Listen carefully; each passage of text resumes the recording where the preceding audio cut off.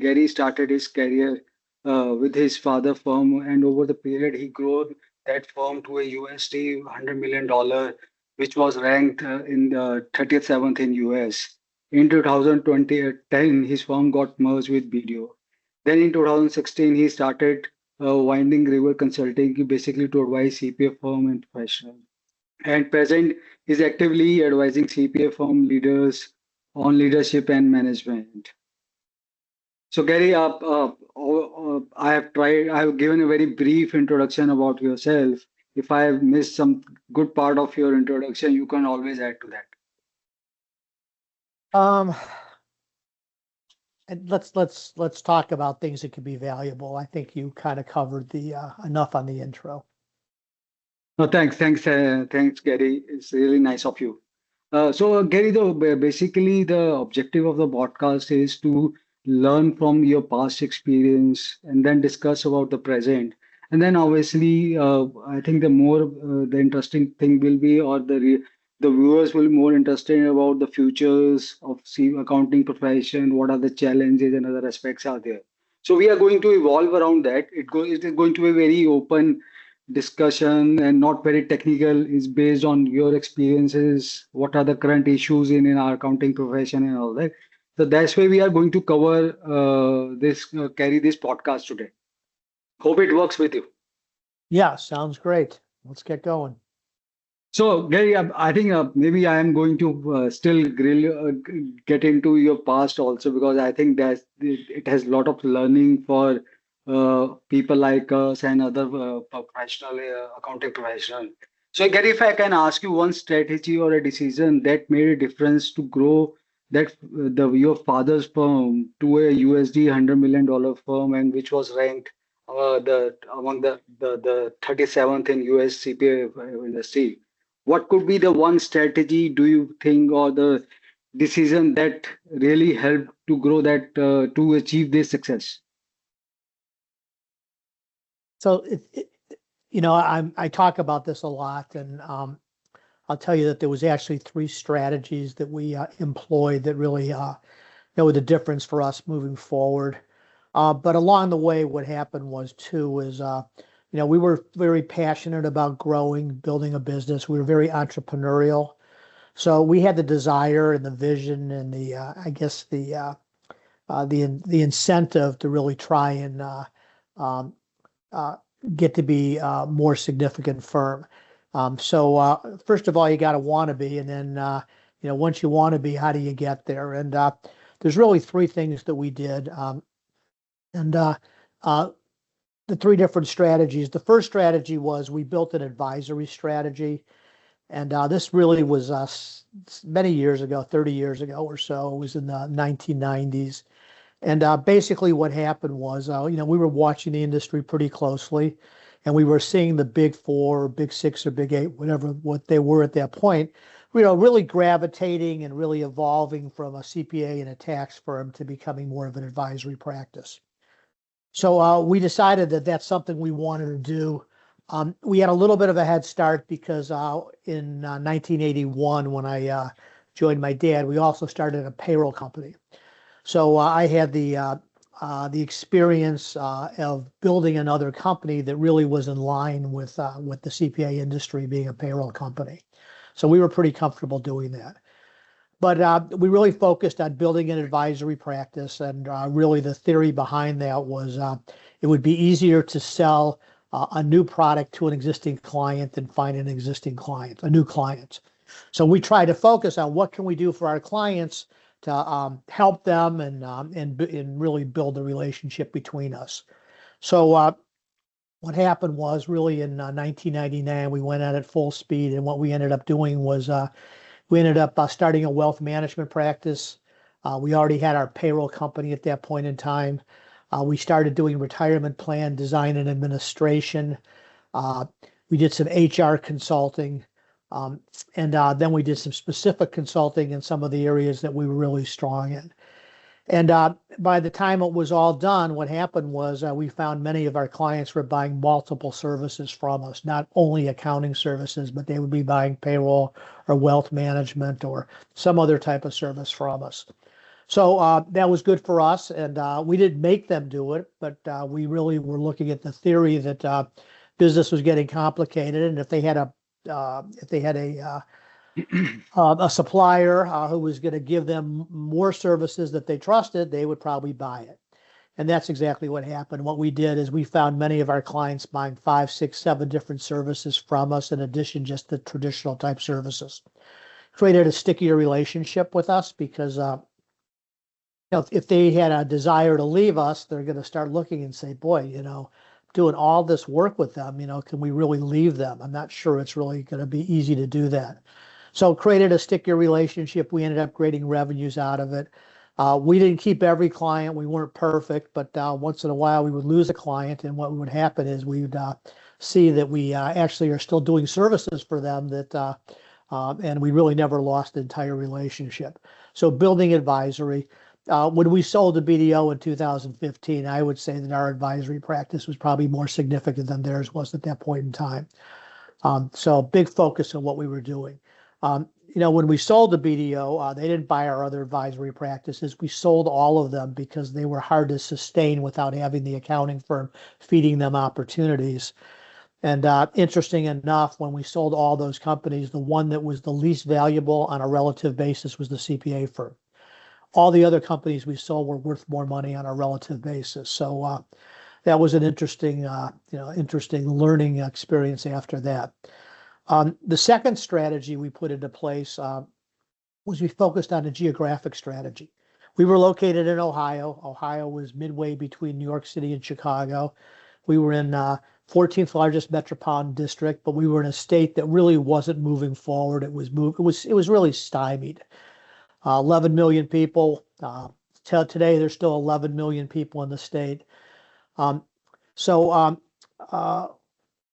we decided that our upside in our Northeast Ohio area was probably limited, and if we wanted to grow, we probably had to have different geographies.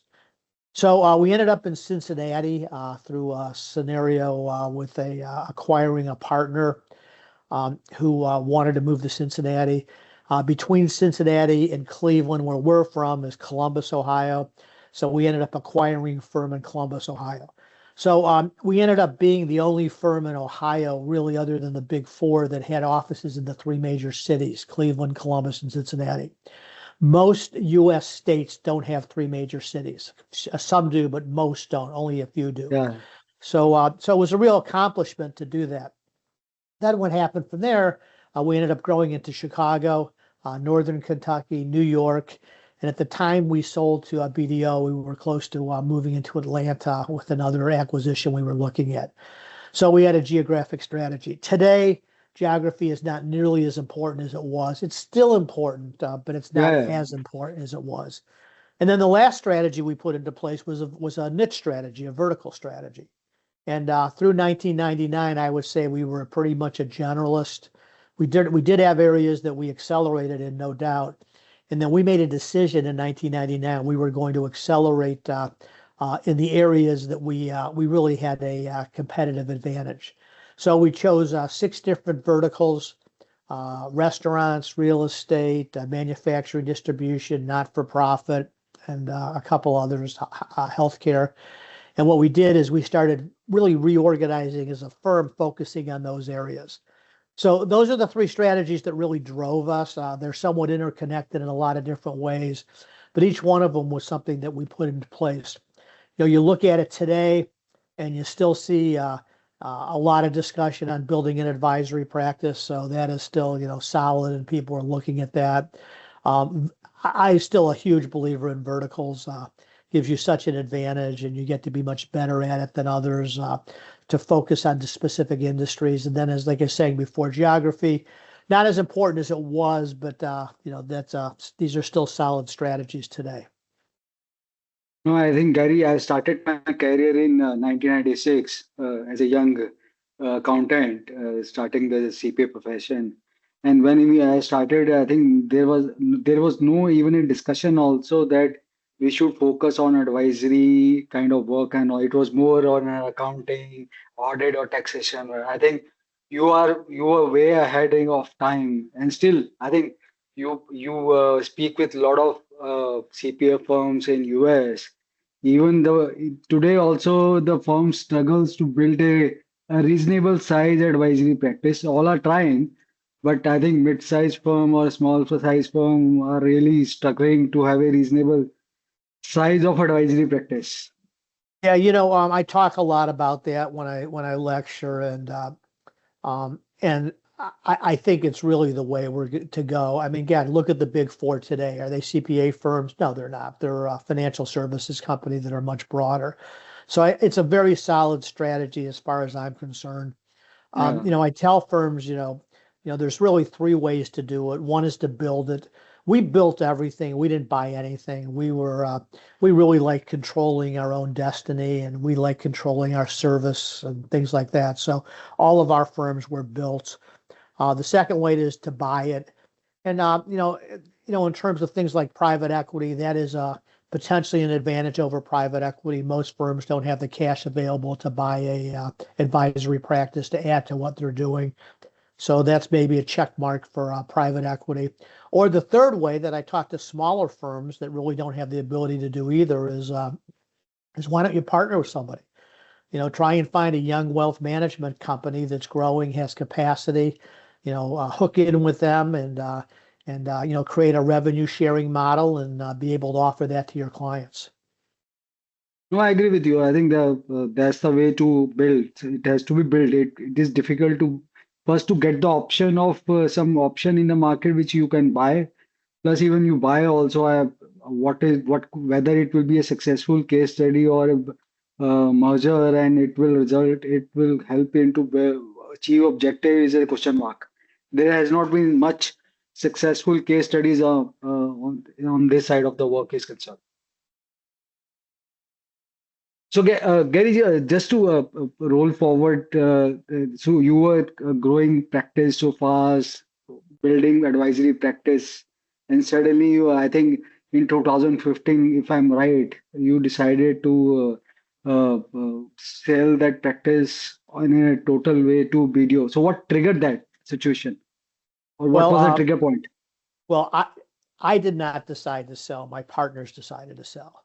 Okay. I was not in favor of the transaction, but I was in a difficult situation because I could have controlled the transaction, but it's one of those things that if I stop it, whatever goes wrong from that point is, why did you stop it? So I really was in a really bad position, and I let my partners decide what they wanted to do. Also, at that point, I was nearing the end of what I could do at my firm. There was retirement amount, and I really didn't feel like comfortable really setting the next 10 or 15 or 20 years for these people who were working for me. I wanted them to create their own destiny.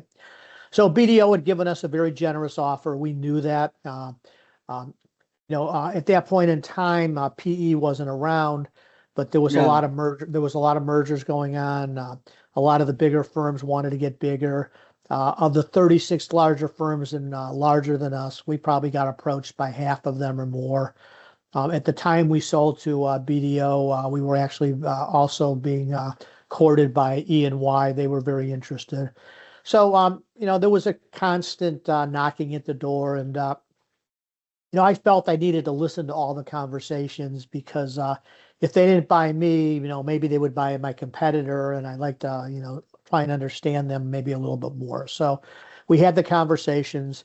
BDO really, for many reasons, wanted to buy us. In particular, the managing partner, Wayne Burson, was a friend of mine. He knew us. We punched above our weight, even though we were 37. A lot of people knew us, so if them acquiring us would be a big marketing coup Yeah. for them. So he knew that. Also, BDO wasn't in Ohio. Ohio was the sixth or seventh largest state in the United States. Three major cities, as we discussed, and this gave them an opportunity to be in these three cities, and maybe with a focus not on what we were doing, but a focus on the kind of work that they were doing, and that's exactly what happened. So they gravitated away from the middle market and they went to where they were more comfortable, but now they had an office and they had people in these cities where they didn't before. So they made a generous offer. We made the sale was made. It happened 11 years ago, right around now. We actually closed on January 1st, 2015. Um, and I was there for I had a 4-year deal with them, and after the first year, it just was a bad fit. I mean, I tell people that there's a point in everyone's life when time becomes more valuable than money, Yeah. and I was at that point. I wanted to enjoy what I was doing and feel good about what I was doing, and the money was great, but it wasn't really what I wanted. So I left, and then 9 years ago, just about now, we were in the process of launching this Winding River Consulting. So we're going to Yeah. have our ninth birthday at the end of this year. I got to understand. I can understand your position and situation because obviously you had a responsibility towards the other partner also, and obviously the time factor was an important factor also because till the time someone is time has to be there to invest to take it to the next level if they whatever based on the plan. So Gary, if I can fast forward say 10 years till as on 2024, if say example that firm you would have continued, the firm would not have been sold to BDO, what do you think would have been the future or the positioning of that firm at present? And do you think the partners could have encashed the better value as on date as compared to the environment in 2015, vis-a-vis the P environment, which is at present very prevalent? Yeah, the beauty of hindsight. Yeah, I if we still would have stayed, um, we were a very progressive firm at that point in time. Not the largest firm, and there were other progressive firms like Markham and LBMC and Yeah, but we were as progressive of any firm in the country. We were well positioned. Our niches was really doing well. I felt that we had a really good team below us, a lot of people who really believed in us and what we were doing. So I think we would have just absolutely been just a rocket at that point in time, and I have no doubt at that we would probably be right now hundreds and hundreds of millions of dollars in revenue in a major firm going forward. Would of our partners have done better financially? I don't know. I mean, I think they probably would have done a lot better. Most of the partners, we came over with 33 partners, and there's two left 11 years later. So I think most of the partners probably would have had a longer career with us than they probably did with BDO because they just weren't a fit with BDO. Again, we were middle market and they were public companies and things like that. So it wasn't the greatest fit. But I think we would have done very well. But again, that's all hindsight. yeah, definitely. Yeah, yeah. I Is- mean, everybody had to kind of go through it and figure out where they're at, and I don't think anybody missed any meals. I'm not sure that everybody, was exactly where they wanted to be, but that's what we did. No, obviously, we always try to, in hindsight, see whatever the decision and the things can happen, what would have been the situation as of now, and then take positive thought process out of it and move on. Right. So Gary, coming to your present role or the time you are spending on Winding River Consulting, helping a lot of. So if I can ask you, what do you enjoyed the most, advising the client in your previous stint, or the advising the CPA leaders at present? What do you enjoyed the most? Um, you know, More of a generality, and my generality is that for whatever reason, I just like helping people. I like helping companies. I like assisting where I can. And Yeah, and certainly when I had my own CPA firm and I had clients and in a large firm with lots of clients, I think we did a great job. I think our clients really appreciated what we did, especially when it wasn't around anymore. Sometimes you need that to happen to understand, what it was like. But that's really what just been a continuation for me. That was a lemon moment for me, and I think I'm very fortunate. I turned lemon into lemonade again. And sometimes I sit back there and I say, well, I really kind of miss what we had created, and I spent 34 years building that thing, in terms of what we built into it. Um, But now, this has given me an opportunity to work with many more firms, and then maybe you could look at this as a broader way to be able to help a lot more firms in the profession. So I'm not going to say it's better or worse, but I'm going to say it has still continues to be very rewarding to me. Um, Last year at the BDO Alliance, I was there, and they had a panel, and on the panel they had the moderator and they had three panelists. So there was four people on the panel. I don't even remember exactly what the discussion was, but the four people were on the panel. Every one of the four people had gone through my leadership development training. So I felt like a proud father at a football game seeing my kid score a touchdown. And I just felt really good, that all four of these people who were, in some way leaders within this profession now, had allowed me to spend time with them to try and make them better. So, that's really what has been rewarding to me. I don't even know how many firms we've worked with this point in time, hundreds of firms. And, some of them have been moderate and some of them have been transformative, but it's still this ability to do that going forward. And this is it's a difficult time. We do really three things at Winding River, but we started Winding River. I started it really based upon leadership development training, and to this day, we've had over 250 people go through our classes over the last 9 years. Um, so, the reward is to be able to go and have these people, do a better job for their clients, do a better job for their people, because of our ability to work with them as customers of ours over the last few years. No, Gary, I am also one of your student. I attended last year Right. the Winding River conference, Yeah. which happened in Chicago itself. So I traveled from India. It was a worthwhile. And coming to the kind of the respect you gather in the conference and the people who are attending and the vibes you are carrying is really inspiring. So I think you rightly presented that. I think if you would have said that you enjoyed the client, I would have disagreed with you because the kind of positive vibes you were carrying and the respect the people were giving you. So I think that's achievement. That's not easy to get in this Well, present world, which I is very appreciate materialistic.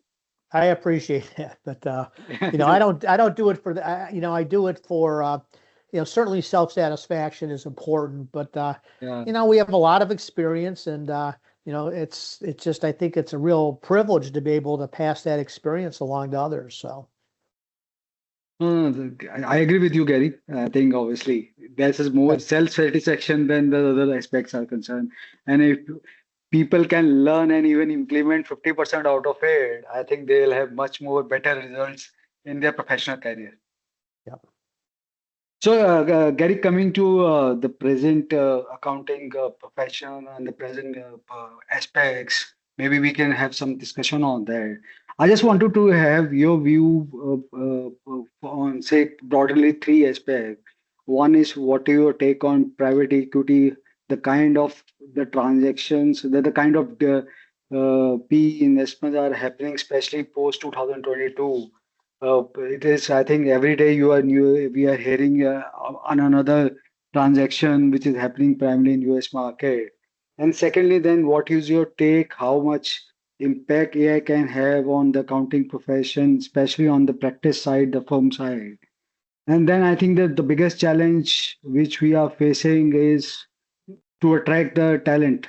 I think that we have a shrinking talent pool. That's a big challenge. I think not only in US. I think the world is facing in different part of the world also the same situation. Okay, that's a tall order, all three of those. So on Friday this week, I don't know when people be. I'm sure they'll be hearing this after uh, after this coming Friday. We have a conference in Chicago called Winning Ways. This is our Yeah. fourth year of this conference. And what we always do is we try and pick one of the biggest issues and do a deep dive on that issue. And we have about I don't know, maybe 80 firms coming. We're talking about staying independent. And um, I am doing a keynote on Friday, and the keynote is on private equity. And Okay. the title of it is The Good, the Bad, and the Ugly of Private Equity. And um, I have been working with private equity for decades at my Yeah. firm. They were buying my clients. They ended up becoming clients of ours. I even in my New York office, we shared our New York office with a company called Capital Spring, which is the largest private equity in the restaurant space. So I've been exposed to them for a long time in many different ways. Um, so I I agreed to do this presentation in the good, the bad, and the ugly. And I'm gonna begin by telling people that what I'm offering is an opinion. It's a well thought out opinion in my mind. In developing this, I actually talked to a couple private equities, a couple people I know quite well, and I wanted to get their take on them. And and private equity, it's not one size fits all. What it is that there are some firms that uh, are a great fit for private equity, and for specific reasons. And there's some firms that are like, this really isn't a good fit. So my goal is at this conference is to give people information and take that information and apply that information against their own firm to help them make the decision as what I should do going forward. Is this the right thing for me or not the right thing for me? Um, a couple of the highlights on private equity. One of the highlights, um, and it's no secret here, but the senior partners of these organizations are selling these firms at a much more attractive financial and economic advantage to the partners. They're going to Yeah. get more money. They don't have to wait for it. The way it's being structured in the United States, it has better tax treatment. So it's actually like a gift that they're getting. Instead of getting less money and waiting for 10 years, they get more money. They get it right now. Um, and what happens is they have no risk. Uh, the risk is all gone. Some percentage of the firm is left, depending on the private equity and the negotiations, but almost in all cases, it's a minority that's left. So what's happened is the senior partners are taking a lot of money. They have no risk, and what they're doing is they're transferring all the risk and To the young probably part.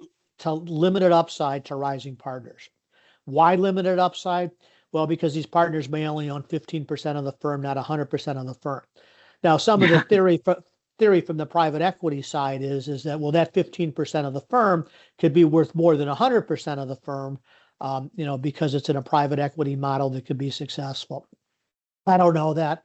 That is speculation. We don't know it. There's only been one sale at this point, and that was I don't know how that worked out for the younger partners at that point. I'm not really sure. Also, the private equity, they understand that that in order for them to continue, these young partners can't leave, so they can't make enough money that they want to just quit and go and buy a house on the beach. So there's going to be limitations on their abilities to sell these shares because the private equity needs these people going forward. So there's a lot of risk there for the younger people going forward. Also, which I don't know either, and I just don't know the answer to this. I will tell you that working with the private equity, they're the most confident group of people I've ever met in my life. They are so confident, and it makes you feel like, yeah, this is a no-brainer. It's going to work. But here we are today with of the top 25 firms in the United States, about half of them, I believe, are owned by private equity. And these are big companies. They're all billion-dollar companies with market values in excess of billions of dollars. And I just don't understand where the exit strategy is going to be with all these firms. I Yeah. think Baker Tilly has talked about going public. Okay, well, that's what they're looking at. I don't know who's going to buy these firms. Obviously, there's a lot of private equity, but the bigger you get, the amount of private equity that can handle a transaction of this size is less and less and less. So I don't know how it ends. I just don't know how it ends. If you're a 200 or 300 or 400 or $500 million private equity, the bigger ones want you because part of their formula is that they know that they get a higher multiple based upon size. EBITDA is one part of the formula, But the real formula that drives it is the financial engineering, which is going to be the multiple. And they know that the bigger they are, the larger the multiple.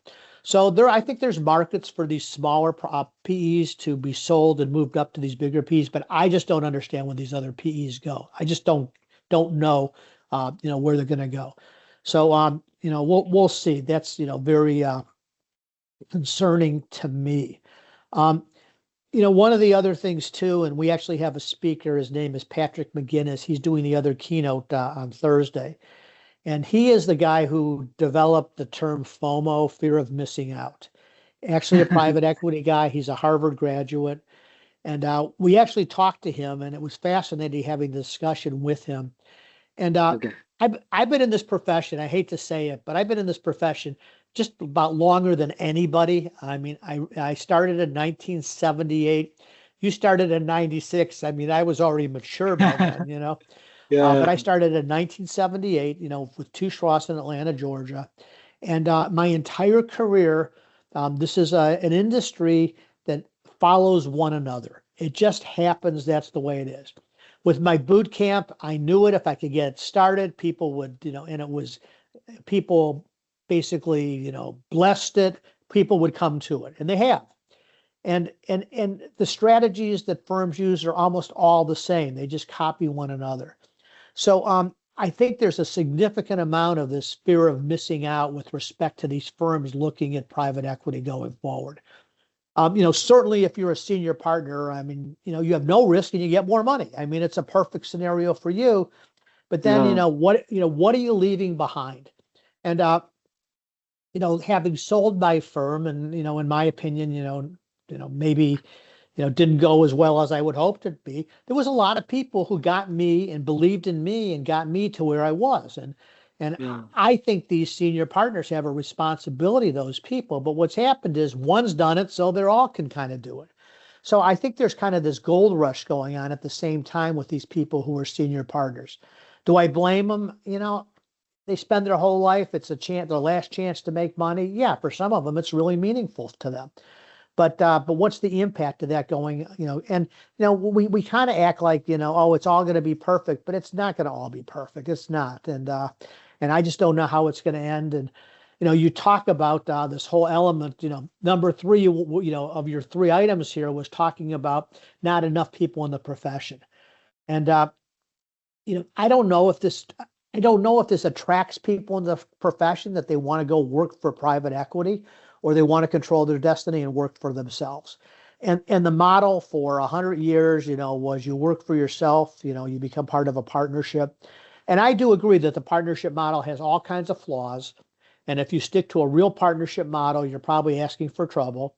But if you could go, there's no reason a partnership model can't pivot to a corporate form. There's no reason that can't happen. So, that's one of the reasons, you potentially go to private equity because you get this corporate form. You don't have all these partnership issues going on. I get that. But, that's something that it's not something that a partnership can't do. They can do it.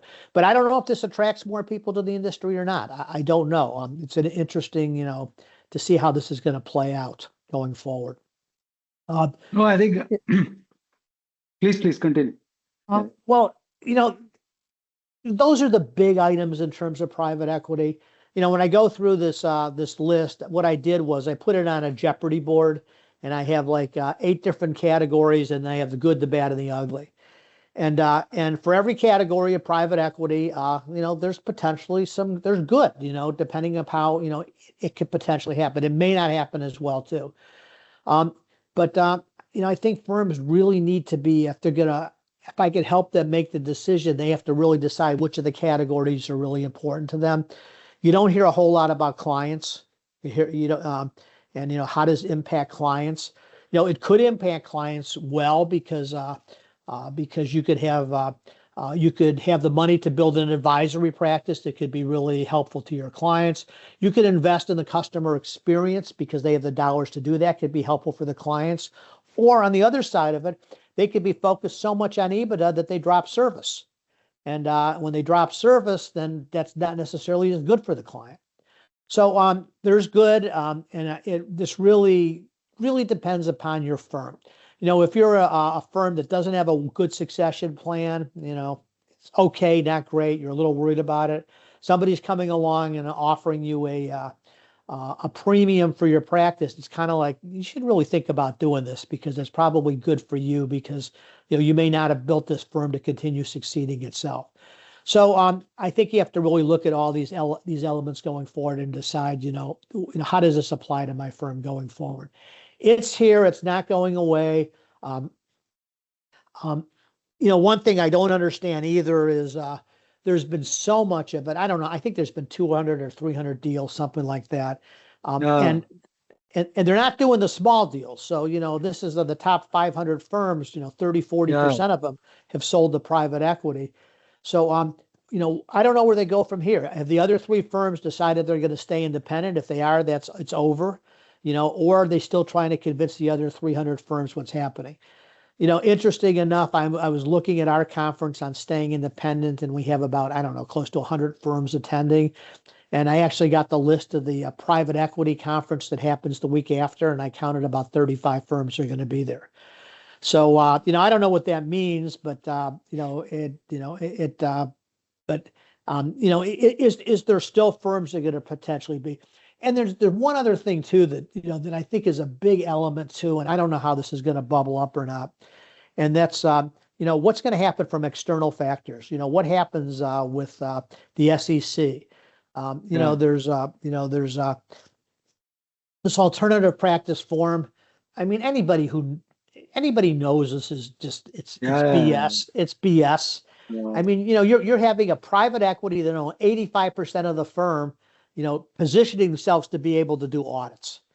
And at some point, is somebody going to say, well, you know what, that doesn't work, and it takes yeah. one Enron to do that, and maybe that's going to happen too. So there's a huge risk as far as that goes too.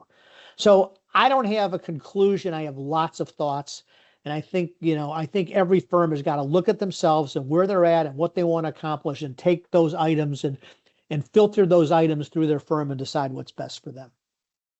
No, I agree with Gary. I think at present, especially the firms who doesn't have the succession plan or the senior partners, the deals are more in favorable than the young partners. I think that's the time is going to tell whether how much whether it helps the young partners or they are on the disadvantaged situation, especially when PE takes the control of the firms and every decision and everything is concerned. So that's I think, and plus I think the other the point which you mentioned about the exit.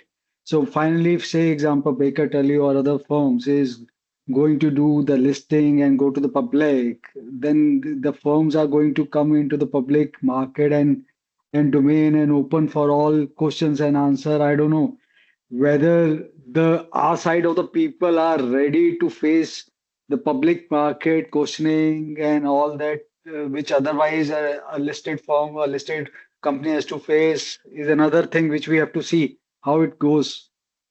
There's also today, there's also this discussion, and I know you've seen it and others have too. And I don't know the facts or the we're far from a conclusion, but it has to do with BDO with their audit. Uh, BDO was, they did an ESOP, and their ESOP was funded by a firm called Apollo, Yeah, which is a yeah, private equity. But then yeah, what happened was BDO just did an audit that ended up in a bankruptcy. They had a clean audit opinion on a company, actually a Cleveland-based company where I'm from, and then within 3 months they went bankrupt. And what happened was one of the creditors, okay, on the company that went bankrupt was the same company that had loaned the money for the ESOP for BDO. So here you have this private equity, Apollo. On the one side, they're a major creditor of $1.3 billion to BDO. On the other side, they're funding one of BDO's clients that has maybe an irregular situation going on. And, you know, likely, I mean, the BDO, I spent time there. They try and do things the right way. I know that, likely there was nothing there, but it's kind of like, just the appearance of it is like, wow, so this is one that happened. Now, when you have these private equities that own so many companies out there now, and now they're owning accounting firms, it's like, at some point, if there's an Enron that happens, boy, I could see this, Yeah, really going a different direction. I think you are right. I think one of the ugly situation or the challenge or risk factor is the independence. How good with the independence is being maintained by the CPA firms and alternative structure, and especially when there is going to be a pressure on the profitability and everything. That's going to be a big, I think, challenge for a P-driven firms also. And let's see how it goes, how much they are able to maintain the independence and the quality of the services. Yeah, what I don't understand too is like, am I the only person who sees this? Nobody kind of like talks about it. And to me, maybe I'm just totally 180, off on this thing, 180 degrees the wrong way. But it just seems so obvious to me that that we have established ourselves in a situation, where independence, which was that was the rock of what we did. We've taken independence and we've put it in a situation that it could be some very bad perceptions going on there. So that's another element to the PE No, side. no, Gary, I think Gary, you're right in your say professional career. If say, you have there is a client who you think is not the right client to serve, you have a decision to not to serve or to not to continue also.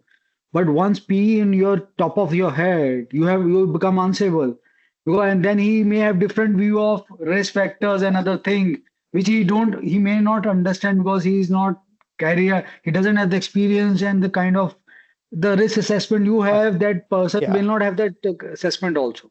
Yeah. I mean, when I talk about PE in this presentation, in Jeopardy they have the daily double, so I have something called the double trouble instead of the daily double.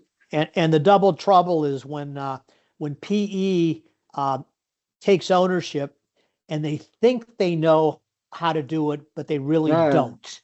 don't And do that's very scary because they have ultimate it. control of these organizations. Now, I And think in again, the just to early days, they don't know anything about it. They're sitting there, they're letting the firms, continue to run themselves. But like you just said, I mean, the formula for them making more money is increased EBITDA and an increased multiple. So they want to get bigger. That means they're just going to grow. They pick up the right kind of firms and increased EBITDA. I mean, how are we increasing EBITDA? Are we doing it by reducing expenses, or are we doing it by, better processes? But it's really you lose control of that going forward. So and Gary, just to obviously you deal with such firms and people more than me, but I came across such example where say example me and you are working together in a firm and we are on a call and discussing something on a client or strategy, and then there is a P guy also joins calls and then try to dictate our discussion. Whereas he doesn't know anything about the profession, the yeah, services, and everything is concerned. So that's where some people are struggling, and we say I come across two three such senior people who left their organization because they were not able to adapt to the peak stuck style of management, and especially yeah, the people who has no stake, who doesn't have that hanging fruit to get some payout also. yeah. There's I talked about this before. There's a lot of anecdotal stories about.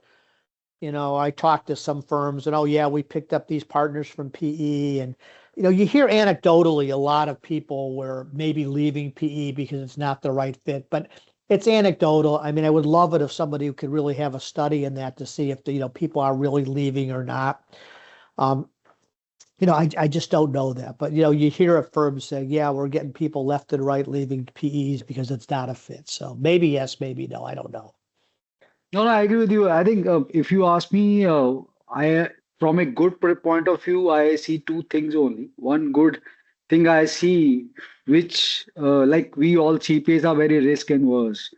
With P coming into that, the risk take appetite of the people and the firm increases because they are naturally high risk taking people than we being a CPA professional is concerned. Well, And listen, I second, I want. think, Oh, yeah, go ahead. please. Sorry. No, no, No, I please, was, Gary, you I can. was, I was, I just want to say I was. I need to thank you for having this discussion, having this keynote coming up in 3 days. I've never done it before, and I'm feeling good about it after this discussion. I think I nailed it. So we'll see. I'll let you know in a couple of days. No, sure, sure. I think the second point, which I think good, but I'm not sure. Like obviously, they can give us the money powder to invest and all that. But I have a question whether money can bring, say, if I have a money, I can hire the partners and all that. Whether it can bring business or not is a big question mark, which we have to see how it goes. Now I think this dry powder, all these firms are just using to merge smaller firm. Well, But I think this, yeah, don't forget. I mean, everybody knows that they're looking at a 5-year time horizon to do it. And in 5 years, if you have an organization, that organically is growing at 6 or 8%, which is where the market is kind of today. Okay. That is not going to get you to where these firms want to go to sell in 5 years. It's just yeah, not. Yeah. The only way they're going to do it is they have to do it through, through rapid acquisition of firms and putting those firms together. And yeah, I used to say when I had my firm, the biggest challenge I had in running my organization was even though we were in Cleveland, Ohio, we were a very fast growing organization. We grew at double digits forever very quickly. And mm, I will tell you, growing that fast very quickly is very challenging. And yeah, what happens totally. is the infrastructure can't support the organization. You're growing that quickly. Sometimes you're picking up things that really maybe aren't a good fit for you. So um, the organic side of it, they're not going to invest in the growth side of it. They can't get there quick enough to do it. It's got to be more on the picking up individual clients, individual firms. No, I agree with you, Gary. I think whatever technology and systems and processes, ultimately we are a people's service sector. So Yeah. all the till the time we don't have synergies among the partners and their team members, it's very difficult to give the right services and right outcome to the client. Irrespective, whatever the best technology, ultimately, I think as you started focusing on advisory. If advisory can't be a technology driven, it can facilitate the delivery, but it can't be a technology itself. Yeah, I mean, let's just talk about technology for a second. I mean, one of the, one, there's a whole two, three, four things that PE are supposed to be delivering that firms can't do themselves, and one of the focuses has been on technology. And Yeah. having been in the business for my whole life, I will tell you that I think technology right now is cheaper than it's ever been, and I think the return on investment is greater than it's ever been. I mean, these people today, I mean, I was spending, years ago when $2,500 was a lot of money, I was spending that on a computer station. Now, you could buy a computer that's 10 times more powerful for $800. And Yeah. yes, and then the whole technology, I mean, the whole idea about, incorporating AI and things like that. AI has the return on investment is huge, and these firms don't have to develop it. Other companies are going to be doing it. So the necessity to have all this money to invest in technology, I just don't buy that, in terms No, of it being no, such a necessity. no, I think I don't. Firstly, I think we are not a technology company. We have to be very careful. Technology we can build to facilitate the delivery of our services, which can even if you see the big four who has developed in-house technology, they are more a delivery facilitator rather than itself a product itself. I don't think so. And plus, I think you are right, Gary. The kind of product or innovation is happening in the market at such a cheaper rate.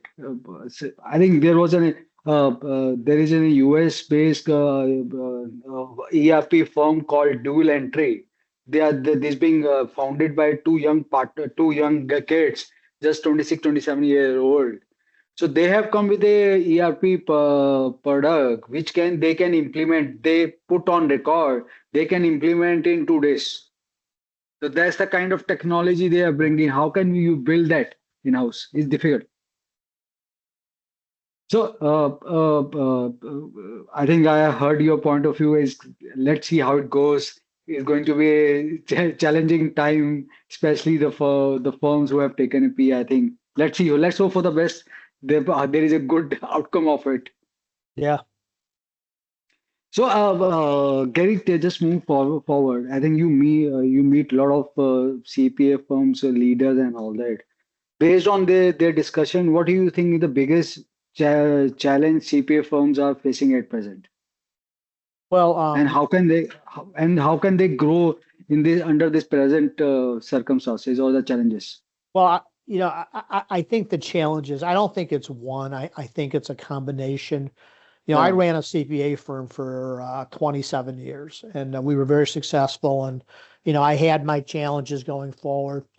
But the way I touch the profession right now and the way I see what's happening with these firms right now, I think the challenges today, because of all the different elements going forward, is far greater than it's ever been. It's a very difficult job. That's why I think leadership is so important. Uh, and understanding how to lead and make decisions and like that, or make better decisions, is so important. So there's a lot of things going on right now. I'm pretty well convinced this whole element of AI in the long run is probably the most I don't know the most influential element that's really hit the profession ever. yeah, And it's really kind of amazing. I mean, I'm too old to really understand it, but I use it. I'm writing a new book, and I'm using a tool called Plaud, Plaud. And what it's done, it's allowed me to write this book. I would say I probably 10 times quicker than I could have written the book before, in terms of it. And it's really just amazing is how this is working. And then, we use ChatGPT here and there, within what we're doing in terms of some of the stuff we're coming out with.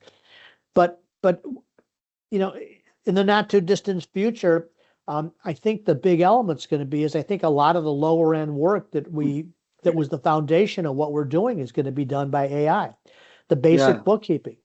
Whether it's going to be a tax return preparation, which it might be, or maybe doing a whole audit or doing specific pieces of an audit, what it's going to do, it's going to eliminate a lot of the basic accounting work. And I think what that does is I think that really changes the skill sets of who we are as accountants going forward. And now the skill set is more communicating what's happening because maybe we have a better understanding, uh, and also helping clients maybe more from an advisory standpoint in terms of helping their business than just doing the work. So it's very different. You go to college to become an accountant, you take introductory, you take intermediate, you take advanced, you take a course in tax, you'll take an audit course, you'll get all these basics, and because you need to, and then you learn the basics and grow from there. And now the basics are going to be done potentially elsewhere. Outsourcing has started some of that, but that's still using people. Now we're going to be using machines to do it going forward.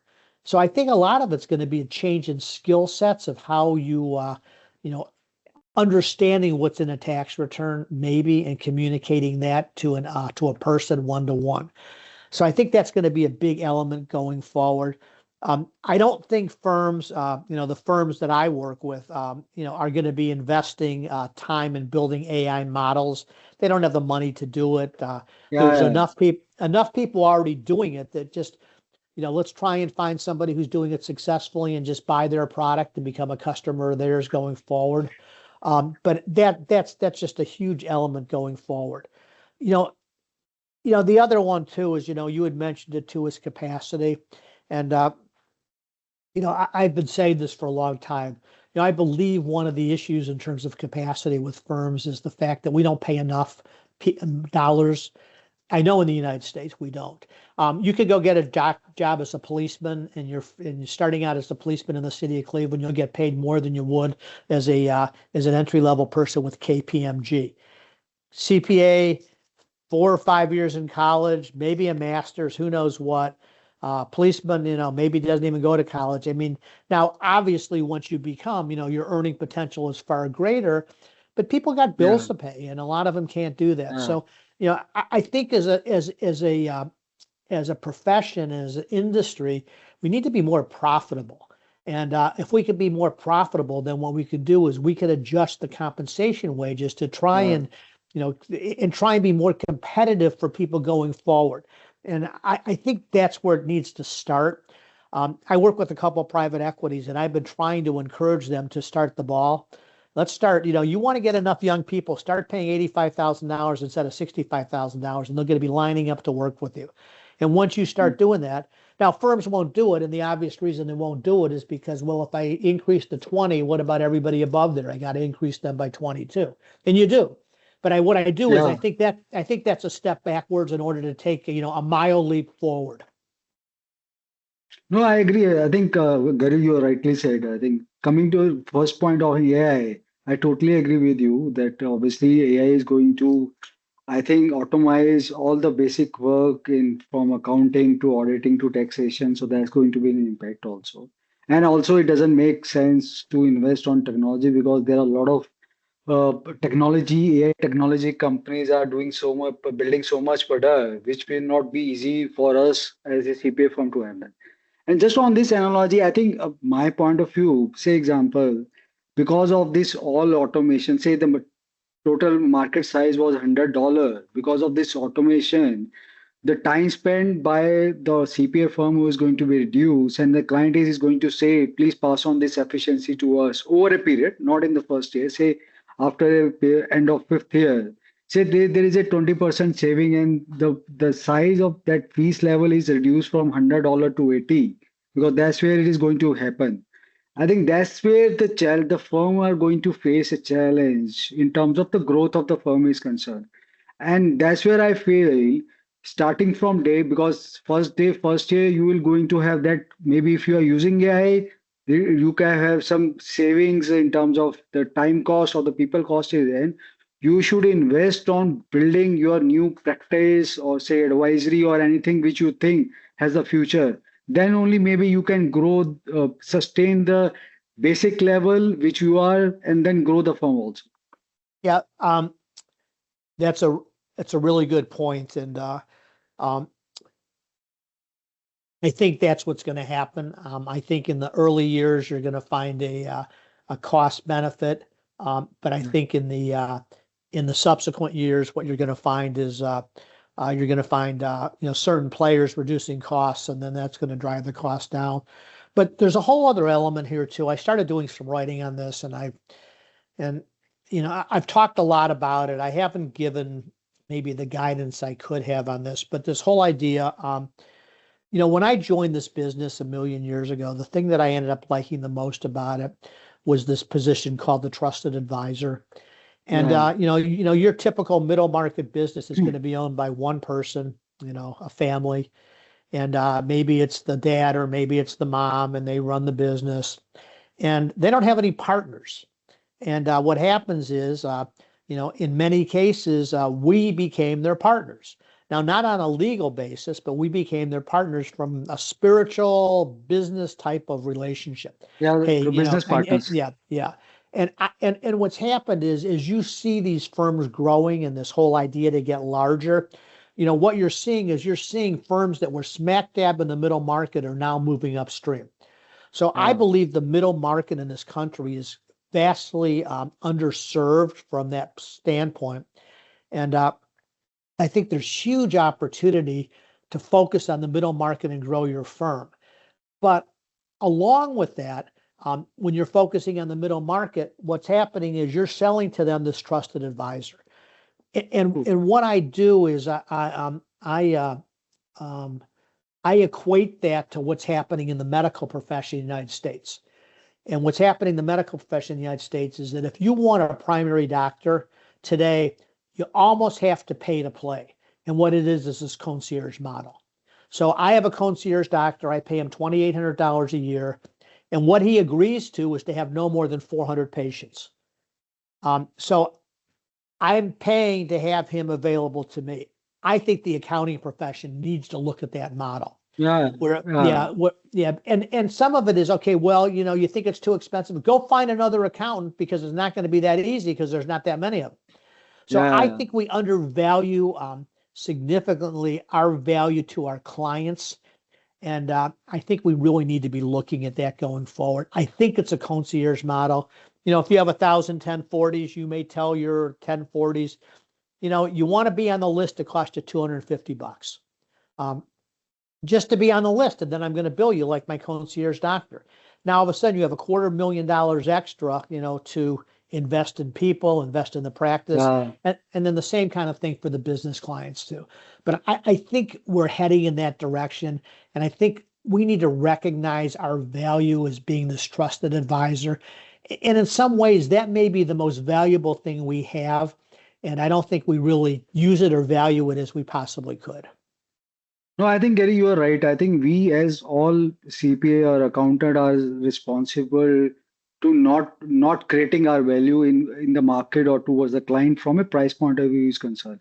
I think we all have to take a consensus effort or conscious effort to do it. The challenge what I think I was about to mention, you are rightly mentioned about this, is like I speak with people from Big Four and all that. I generally ask, can you explain me what is the difference between, say, KPMG, Deloitte, and all that? They are difficult. They are feel very difficult to give me any differentiation.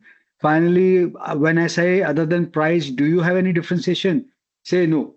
The price is only differentiation which we are playing in terms of the market or the client opportunities are concerned.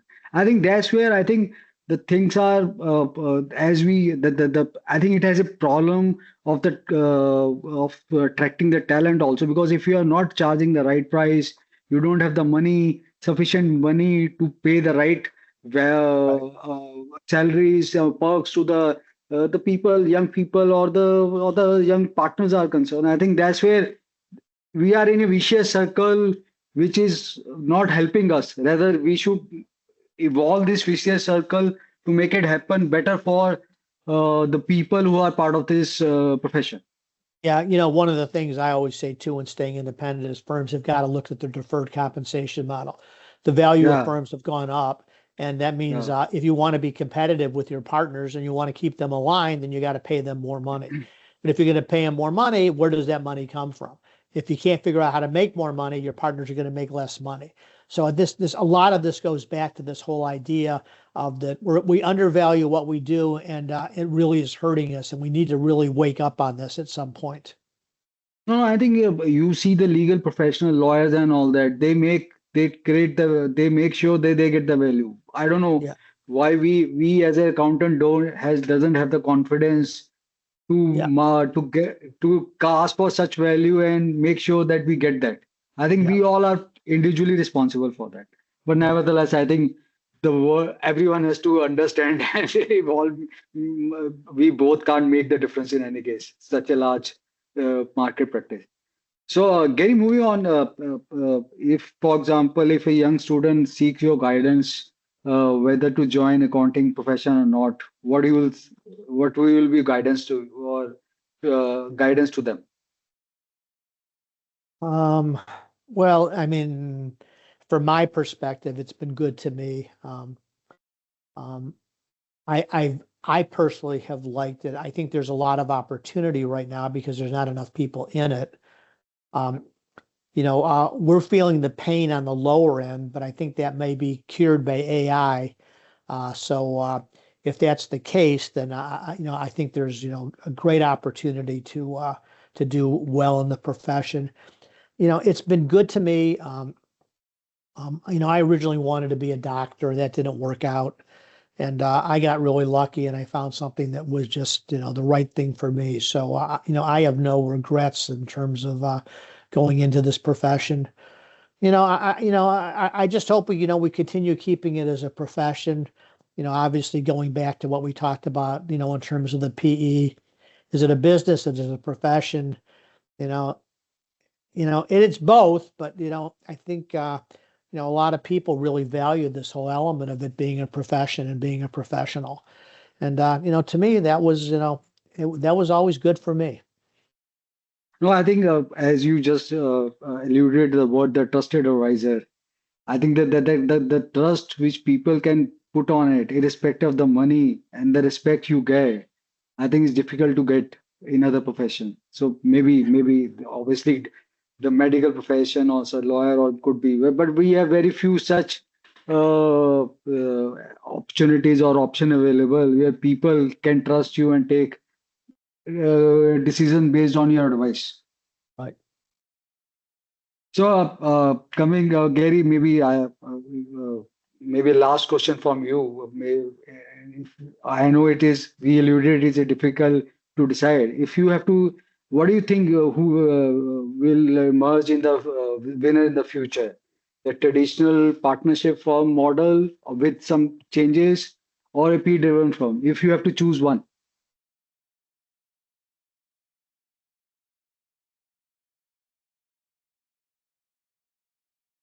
Well, I hope there's room for both of them. The But if you traditional have to part, choose one, if I you had to have to choose choose one. one, yeah. Um, you know, Because you were going to this question on Friday also, so I'm preparing you. yeah, I don't know. There's too many variables. Yeah, I agree. I guess my hope would be my hope my desire would be is that this profession continues as a profession, and not as a financial engineering model for a lot of rich Yeah. people. So that's my hope. I don't know where it's going to end up. No, I am also of the same view. I think Yeah. obviously I understand our profession, the model and everything has to evolve with the current market environment or the current timing is concerned. But making it is as a very corporate, I have my doubts whether it can succeed or not because we are in a business of we are in a profession of a trust and services and lot of things which is difficult to manage in the corporate structures and systems are concerned. Well, you're kind of weighing, in this article I talked about relationship CPA versus transactional CPA. And what's Yeah. happening, we need transactional CPAs because there's a lot of work that needs to be done, and there's not enough relationship people either. So we need that. But for me, it was all about the relationship side. I when I started with one of the big eight, before I started this business, I ended with number 5 at BDO in the world. And they're bureaucratic, they're transactional, and it's not as relationship. Within those organizations, yes, there are relationship situations where partners maintain these relationships that are of high value, but that's not the majority of what they're doing. They're much more transactional in nature. Just given the fact that, each one of the big four has 250,000 people working in India for them right now. It's Yeah. transactional. They're not part of the relationship side of what's happening. And BDO has not as many, but they're growing their presence there as well too.